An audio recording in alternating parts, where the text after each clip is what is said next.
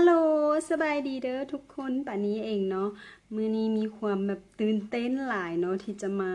แต่งลุคนี้ให้เพื่อนๆหรือว่าน้องๆเบิ่งกันเนาะเพราะว่าอย่างฮู้บ่ย้อนว่าไซส์ตัวนี้เลย Naked Heat Palette จาก Urban Decay ตัวนี้เลยเนาะก็เลยเฮ็ดให้ลุคนี้แบบ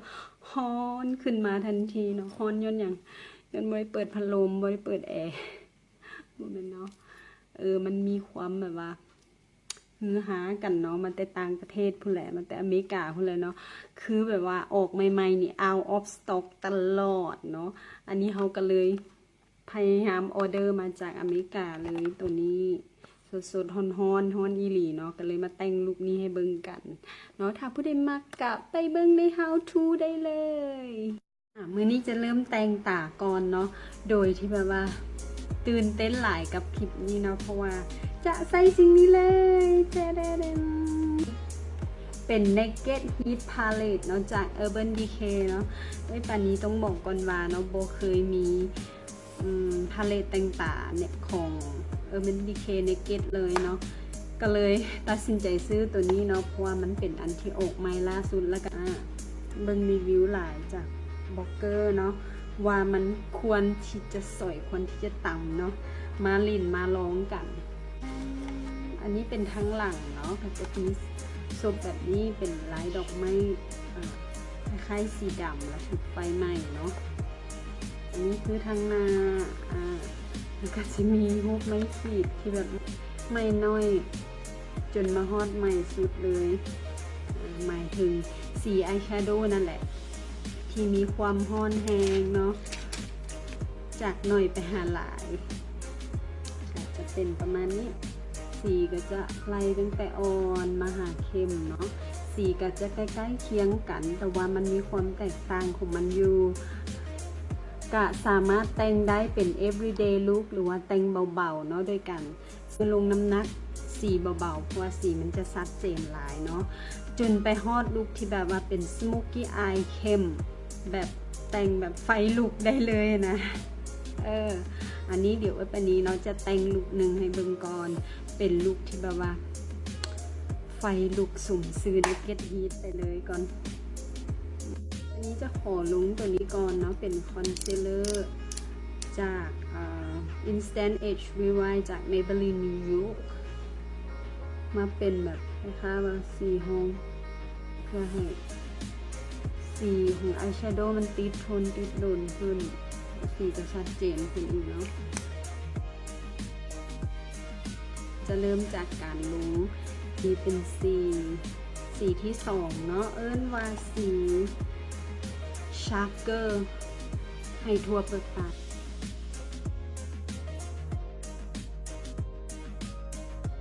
อันนี้แต่งเบื้องหนึ่งแล้วเนาะเดี๋ยวจะแต่งอีกเบื้องหนึ่งให้มันคือกันสีที่3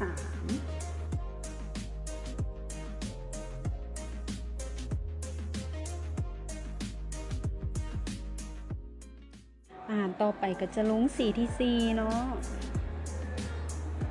เฮ็ดตามในคลิปเลยค่อยๆเบรนเนาะบริเวณคัดเบ้าตาเนาะแล้วก็เฮ็ดเป็นตัววีออกเนาะ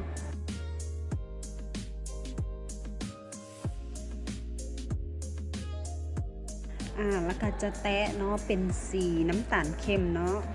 เป็นสีที่11เนาะมาลงบริเวณหัวกับหางตาแล้วก็จะใส่แป้งมันเบลน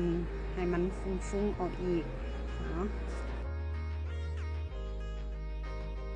จากนั้นปานี้ไซส์สีที่8เนาะมาเป็นสีชิมเมอร์แล้วก็ออกสีทองแดงหน่อยนึงนะมาใส่บริเวณกลางๆตาเนาะแล้วก็ใส่แป้งพุ่มใหญ่เนาะเบนให้มันเนียนๆเชื่อมกันใส่สีสว่างสุดในพาเลตเนาะมาไฮไลท์ก้งคิ้วและหัวตาพร้อมเด้อ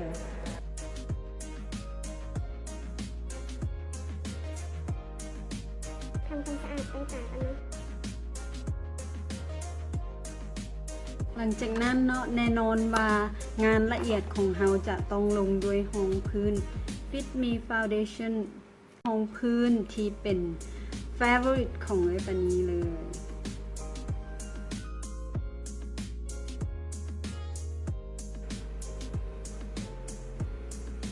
บ แบบว่าไปงานละเอียดเนาะแล้วตอนนี้มักจะใช้ครีมของพื้นตัวนี้เลยเพื่อความที่แบบมั่นใจของเขานะมันจะบ่ตกห้องบ่เป็นคราบระหว่างวันเนาะติดทนติดนานเกลี่ยละเอียดมื้อนี้เราจะใช้เทคนิคของต่างประเทศก็คือแต่งตาก่อนแล้วค่อยมาลงห้องพื้นทีหลังเนาะว่าต่างประเทศทั้งโซนอเมริกาอย่างเขาจะมาเฮ็ดแบบนี้เนาะแต่งตาก่อนเพราะว่า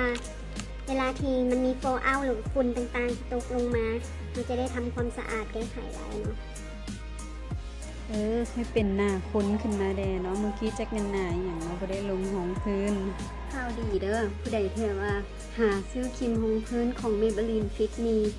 บ่ได้เนาะปานนี้มีเนาะสั่งมาให้งามกันทุกทั่วหน้าเลยอินบ็อกกันเข้ามาได้เนาะถ้าใครอยากได้ลองเลือกสีเลือกอย่างเบิงตอนนี้มีสต็อกแล้วเข้าไปเบิงเลยก็ได้เนาะอยู่ที่ห้าง BQ เวียงจันทน์เซ็นเตอร์นั่นเองร้านขายเกิบเรียกว่าเป็นขายเครื่องสำอางแต่ก็มีเครื่องสำอางอยู่เนาะเล็กน้อยหลังจากได้แบบนี้แล้วเนาะก็จะลงตัวนี้ต่อเนาะเป็น Instant Age White จาก Maybelline คือกันเนาะตัวนี้จะผสมโกจิเบอร์รี่เนาะคือมันจะบำรุงไปพร้อมนะก็จะทาไปตามในคลิปเลยตามจุดกระทบแสงเนาะแล้วก็จะเป็นแทบไปด้วยแป้งเนาะหลังจากลงคอนซีลเลอร์แล้วก็จะต่อด้วยแป้งฝุ่นเลยฝุ่นที่เรามักใช้ก็คือแป้งฝุ่นสีโปร่งแสงของLaura Mercier เนาะ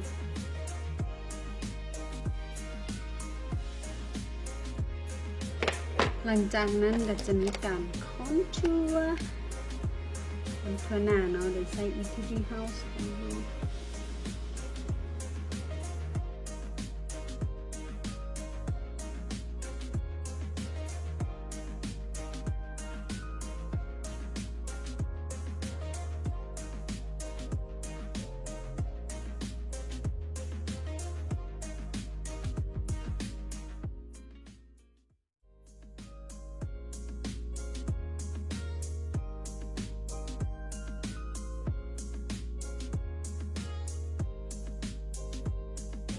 อันนี้ปันนี้จะใส่แป้งใหญ่ๆเนาะมา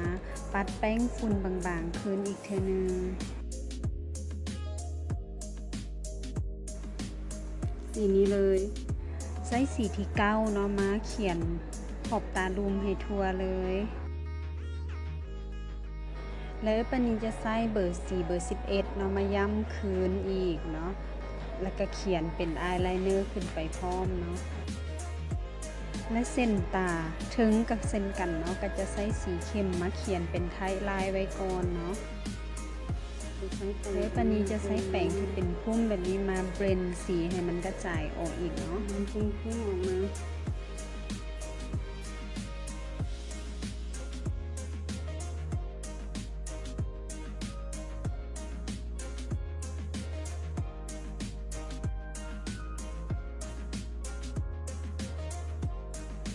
เรียบร้อยแล้วก็จะเขียนอายไลเนอร์ที่เป็นเนื้อลิควิดอีกเทอนึงเนาะโดยจะวิ่งห่างออกไปหลายๆเลยเนาะเฮ็ดแซ่บๆเลยมานี้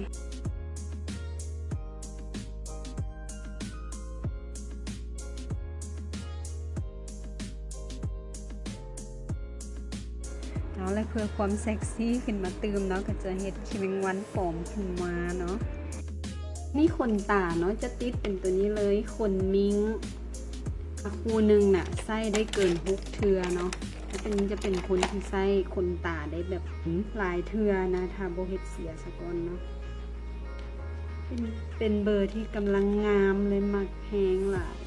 เบอร์09เนาะ PJ 09ยี่ห้อContact Eye เนาะ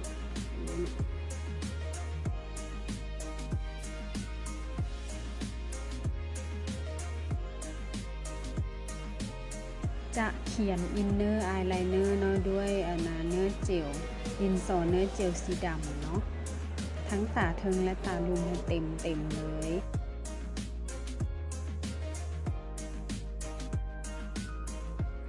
มาถึงงานคิ้วเนาะเนื่องจากผมของเรามันมีสีบัวเนาะก็จะใช้เทคนิคเก่าเลยคือเขีย คิ้วไปตามปกติเนาะตัวนี้ไส้ของ Bobbi Brown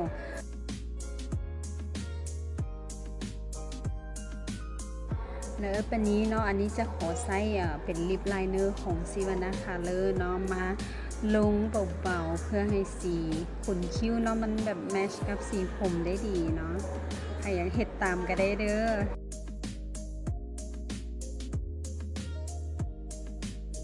ปัดแก้มเนาะสีปัดแก้มที่มากที่สุดก็คือตัวนี้เลยของ Intuit เบอร์ 05 เนาะปัดไปโลดจ้าเพื่อความฟุ้งฟังของเราเนาะก็จะใช้เนาะสีไฮไลท์จากเบกก้าเนาะสีแชมเปญพ็อปตัวนี้เลยปัดตามจุดกระทบแสงต่างๆเนาะเห็นในคลิปเลย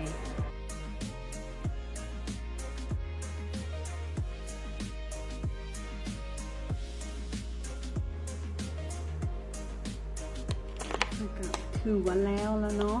ยังเป็นลิปสติกมือนี้เขามี2ช้อยเอาสีแดงได้ดีแดงนี้แล้วกันแดงสดสติกเนื้อแมทเนาะ